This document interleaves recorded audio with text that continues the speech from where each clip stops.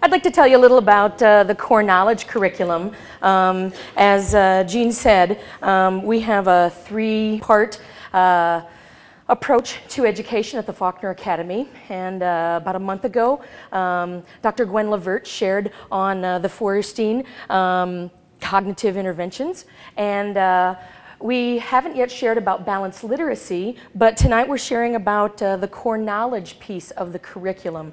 And I'm very excited that the organizers have chosen to make core knowledge part of the curricular program at the Faulkner Academy, because I've known about this for a long time, and I'm very enthusiastic about it, very convinced that it will provide your students with a very deep, rich background knowledge that they need, not only just to meet basic requirements, but to have a deep conceptual understanding of many things that are important to function in society these days.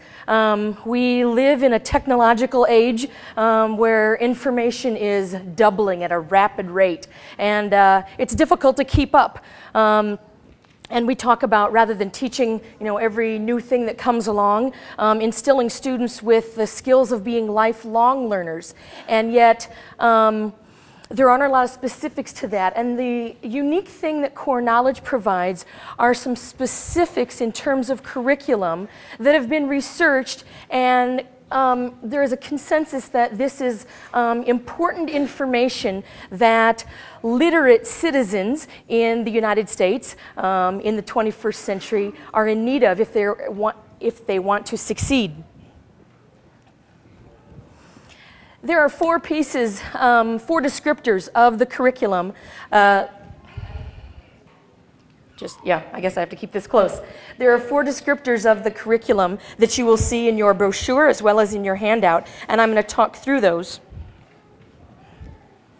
The first one is that core knowledge is shared knowledge, and you will see in your white handout here not only a description of what that means, but also a description of who decided what should be, what that shared knowledge is. And there's a gentleman who has done a lot of research on what he calls cultural literacy. It's not just basic skills, but it's that kind of broad background knowledge that people need in order to understand what's being said on the news, what is being referred to in the newspapers, that sort of thing. Things, thank you, that we may take for granted if we know them, things that for those who don't know them just seem to go sort of right over someone's head. And so as a little exercise, I provided in your handout, this one seemed to die. In your handout on the second page is a little quiz. And so we're going to start out with a quiz. If you have thank you.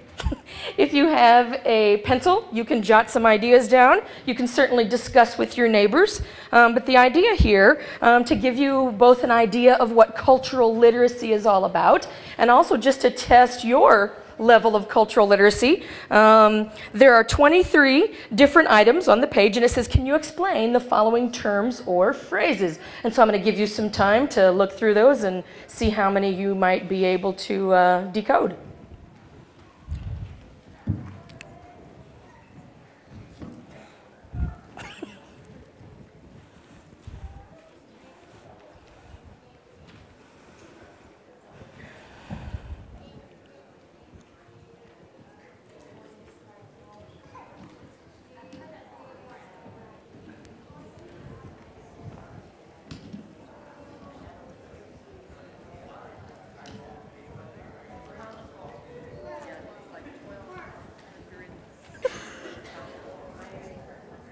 Should bring my microphone with me. Since I am a teacher and I also train teachers, we think good teachers should walk around, circulate among the class, see how their students are doing. If they get stuck, help them out. Maybe find somebody with a good answer who might want to share with the class. So you just keep working. Hi.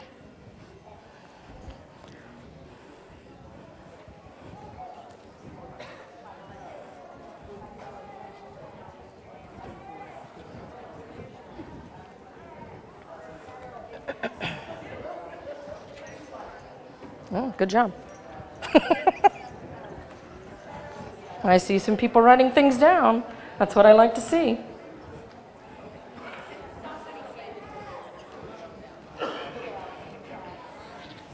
Oh, we got some people working hard up front here. You can skip around if you're not sure of some of them. Just go on to the next one. Oh, a lot of answers on those papers. Way to go.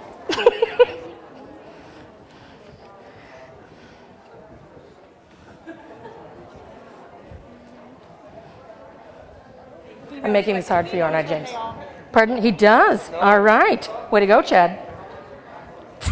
Excuse me. This is a challenge for James and his video capabilities.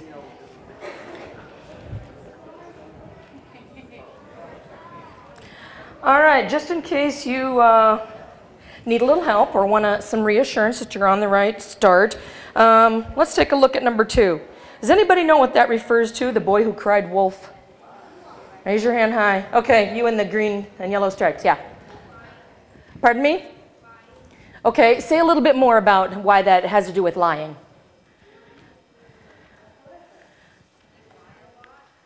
Okay, there's a story that comes from, right? And who knows the story or the background to that? Yes, falsely asking for help. It's one of Aesop's fables. And this is part of cultural literacy. Not just, do you know what that means or how to use it in a sentence, but do you have some background knowledge that informs where that came from? And so a complete answer would be that there is this fable that says that there was a little boy and he was a sheep herder and he was bored. He called out to his neighbors and said, there's a wolf eating my sheep. And they all came running and he laughed at them. And there really wasn't a wolf. And so they went away. And he did this several times, every time lying and, getting a kick out of, tricking the people. One day, he did this enough times that one day when a real wolf came along, he cried wolf and nobody came.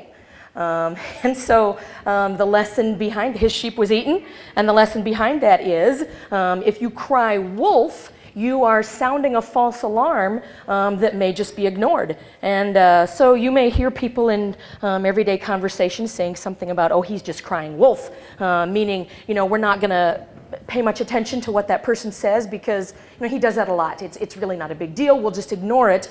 And thus, the phrase has come about. It takes some background knowledge and some understanding in order to, know what a person means when they say, oh, he's just crying wolf. But we never stop to explain what the story is behind that or where that came from. It's just presumed in conversation among educated people that you would have that background knowledge. And that is what cultural literacy is all about. You can see a lot of things on there that you may have heard. For instance, Ebenezer Scrooge, number 6. Anybody know who he is? Yes, way in the back. Isabel?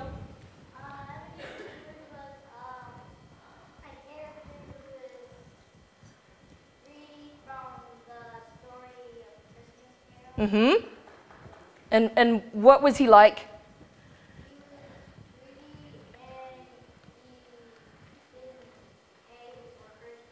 That's exactly right. And so in casual, everyday conversation, you may hear somebody say, oh, he's really a Scrooge. And that means that, that person is stingy or miserly, doesn't want to, share their resources with another person, but you have to have that background knowledge, know who, where that word Scrooge came from, and a little about the character in order to understand the reference. Some of these things you may hear them in the news. You may hear somebody like number 11. John Hancock, anybody know who that was? A lot of these are people references, good historical knowledge. Okay, in the back row there.